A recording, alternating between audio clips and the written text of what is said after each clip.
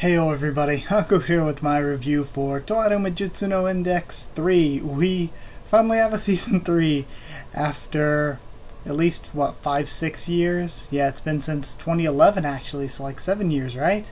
So, yeah, I've said before that this series was one of the first series to get me into anime, really. So I've been waiting for Index 3 or another Railgun season for like forever. It's been a very, very long time, like 5 years since even Railgun. So I'm excited for it to be back. And it looks like the quality is going to be really good, so I'm incredibly excited. It also very much has that art and animation style for Index that's kind of different from Railgun, even though they're the same series. Between the two of them, as far as shows go, they have a very different style with the way they're animated. And I think it's cool that they've kept the Index style, even though the Railgun style, let's face it, is better production-wise. But either way, I was so ready for this, but I was a little bit worried. I was like, okay, we haven't had a season in like over 5 years, so of course they're probably going to need to do some recap type stuff. And really they didn't. There was a really fast recap at the very beginning, but it was super short. It was like basically nothing. It gave you a decent recap if you're already a viewer, but it didn't hold your hand through every little thing that's gone along, and it didn't take up too much of the episode's time. So I thought that was incredible and pretty unexpected. Then we get the opening. The opening's definitely interesting. There were a lot of really cool moments in it that I was really excited for. We got to see the one blonde guy from last season who I forget, and Mugino. We got to see Dark Matter. I don't really know his name. Oh yeah, also as far as the light novels go, because this was one of the first series I was into, and because I was a huge fan, it was like my favorite anime series for the longest time. I haven't actually read the light novels, but I know something. I don't really know things that happen in the future, but I've seen some characters like online, so I know some characters' designs and names, but I don't really know much about them other than that. But yeah, so we saw Accelerator and the Dark Matter guy. We saw, I forget her name. Is it Kanzaki? No. Is it Kanzaki, the one with the sword and the threads? I believe that's Kanzaki, but I could be wrong. And Aqua, we saw them. So there was a lot of really cool moments in the opening, but in general, it was just kind of alright. It was okay. Like, it was good still, but it's not one of those where I'm like, oh yeah, gonna be singing along and hyped up at the beginning of every episode. No, it was just a good opening. But one thing they did this episode that I thought was really good and was the best thing, and what really made me love the episode, is instead of giving us all that recap stuff, they decided to just reestablish the cast. They had Tsuchi Mikado doing his sort of act to fit in at school, and then seeing him outside of it. We had reestablishment of Index and Toma and their relationship. Same thing with the relationship with Misaka, and briefly seeing Kuroko and Uiharu. In addition to that, sort of Aogami Pierce, even though, everybody's had that theory that he was number 6 of the level 5s. So, still, again, I don't know if that's true or not. But Aogami Pierce disappearing on them when they went to do their punishment as well. And even some of the more minor characters, like, I forget the one student's name that Toma had to pick weeds with. But even her, there were these characters that we just basically re-established the cast, not by showing things that had already happened in the past, but by showing what they're doing now and bringing up kind of their personalities and general place in the story. And I feel like we're going to see a lot more of that throughout the season as more characters show back up, like Style and Kanzaki, and the characters from the Amakusa Church, and then Laura, the ones from the Anglican Church, characters like that. So, yeah. One thing that I noticed was new during those early scenes, reestablishing everyone, we had this character that was a teacher named Oyafune, and she's new, right? or am I just totally forgetting? Because, again, it's been years. But yeah, I don't remember her, so I think she's new. Oh yeah, we saw the chick from, is it Anti-Skill? Is that the, is it Anti-Skill or Skill Out? I don't remember which one is the gang and which one is the police force. I think it's Anti-Skill, though, is the police force. Skill Out's the gang. But we saw that chick at the Weapons Expo that Judgment is working security at. We see a little bit of the sort of religious demonstrations going on where the Roman Catholic Church is riling everyone up against Academy City, and we learn later on that Academy City is also kind of playing into that so that they can try to crush the religious side of things and the supernatural side of things with their scientific side. But getting ahead of myself, I freaked out when we first saw Uiharu and Kuroko again. I was so hyped for them. I mean, we saw Misaka with them as well, but I was just so hyped to see Uiharu and Kuroko again. So Judgment's working security at this weapons thing, and because they brought that up, it made me really think, I don't know if we're actually getting this, but it made me really think it was going to be attacked or something. They said it's open to the public the next day, so maybe that's when it'll be attacked or something. But just the fact that they thought they should bring that up and they said it was a rare thing made the alarm bells go off like, okay, this is something important to pay attention to.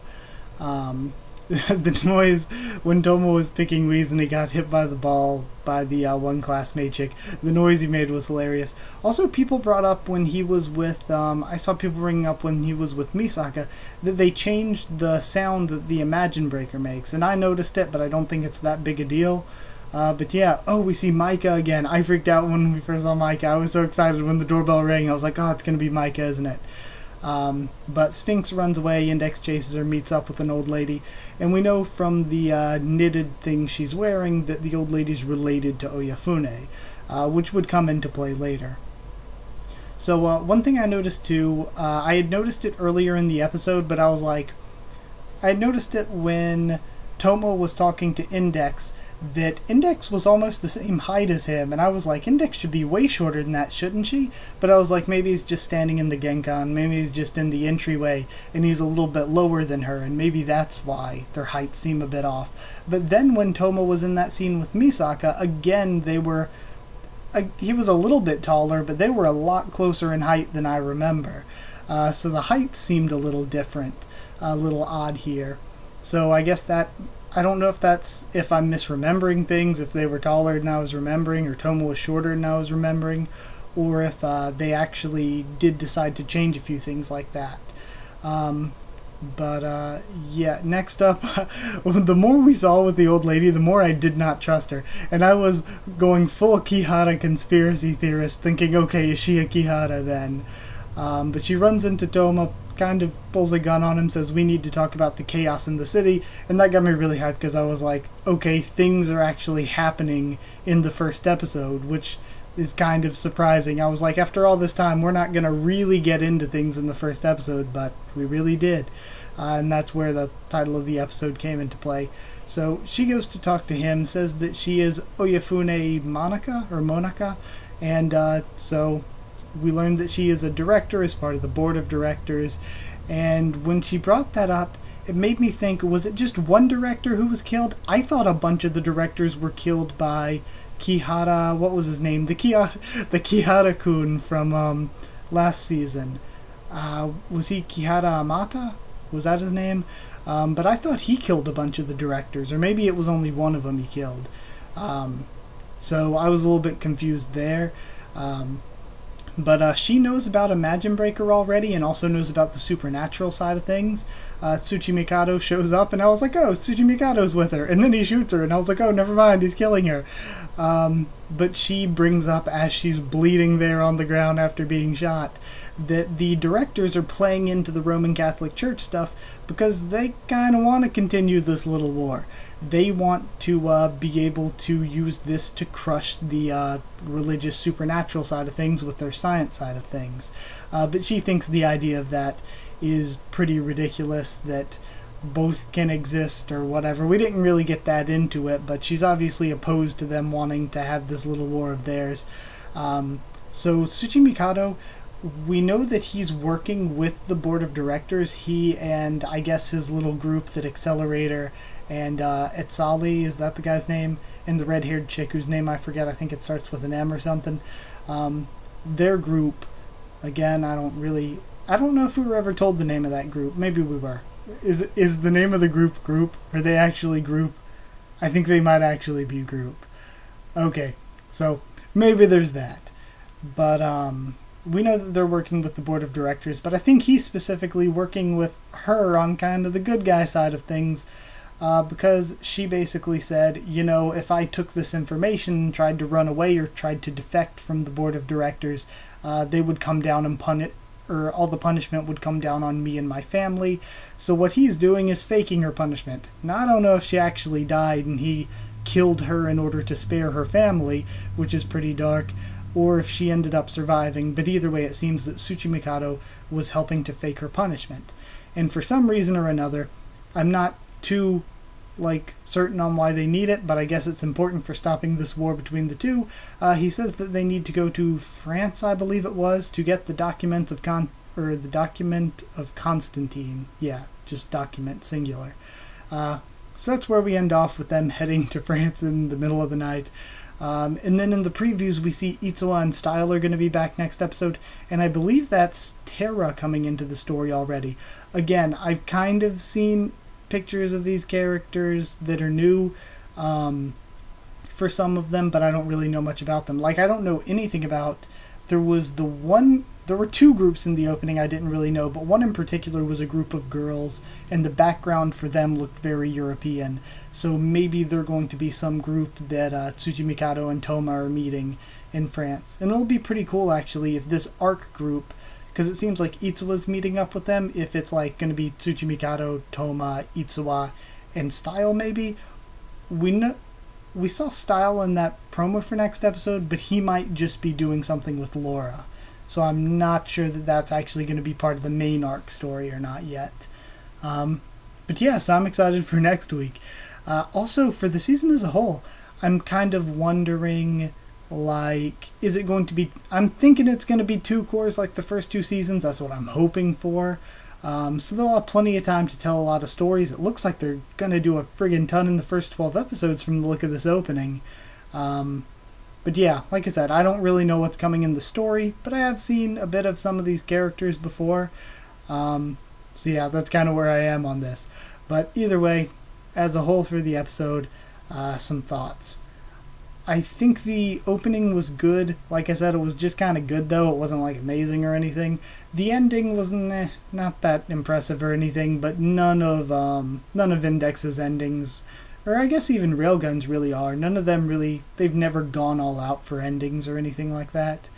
I love that we came back with no clunky recap, and instead we reestablished the cast by just showing their characters in a natural story environment.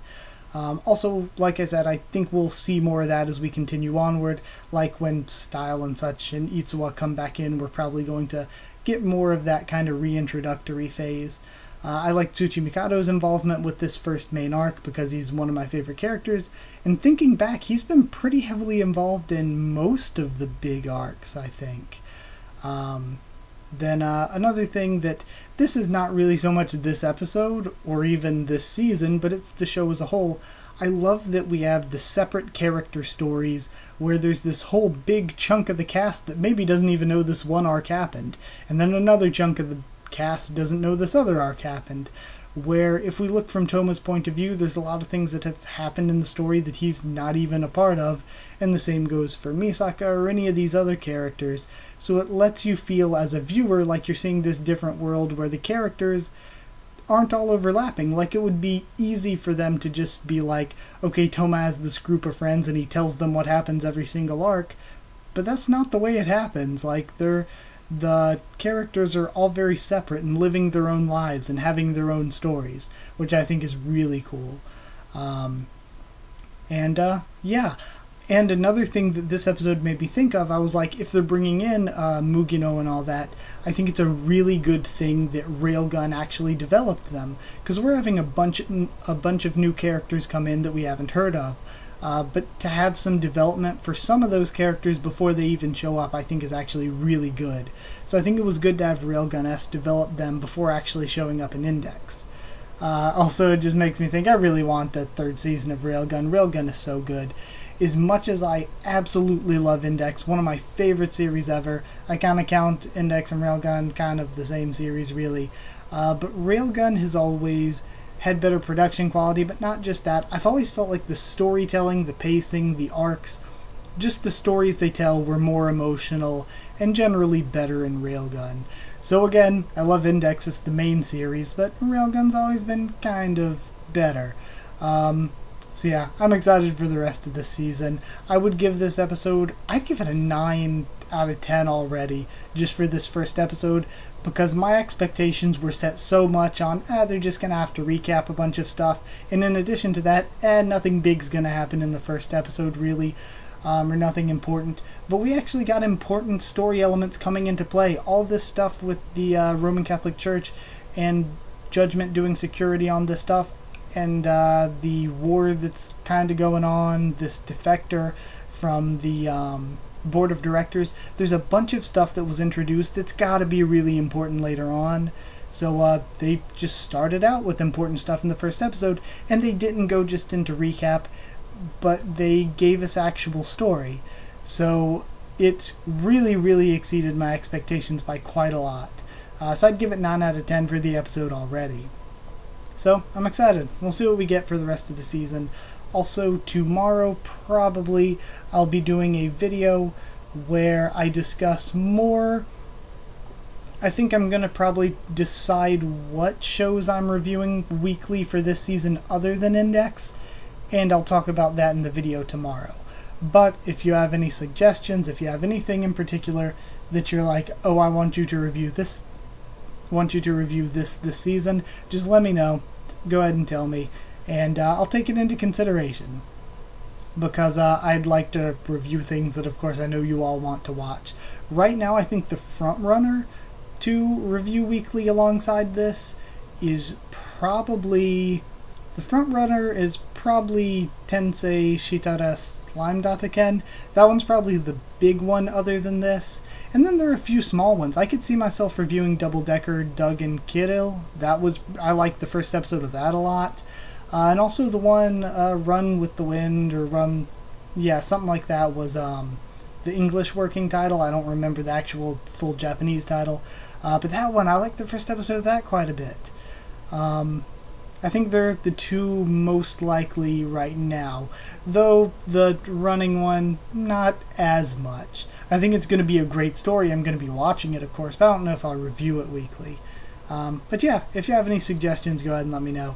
I'm going to go ahead and end this video here, so if you did like the video, comment down there to tell me what you thought of this episode, what you thought of my thoughts on it and all of that.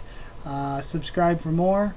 Toaru Majutsu no Index, so much more on the channel. I'm really excited for this. Hope it's 2-core. Hope this means that there is hope out there that we can, isn't there an Accelerator manga, that we can have an adaptation of that we can have a Railgun 3, so many other things. In addition to all that, and hell, that we can have an Index 4 when all's said and done, and it doesn't take like 7 years.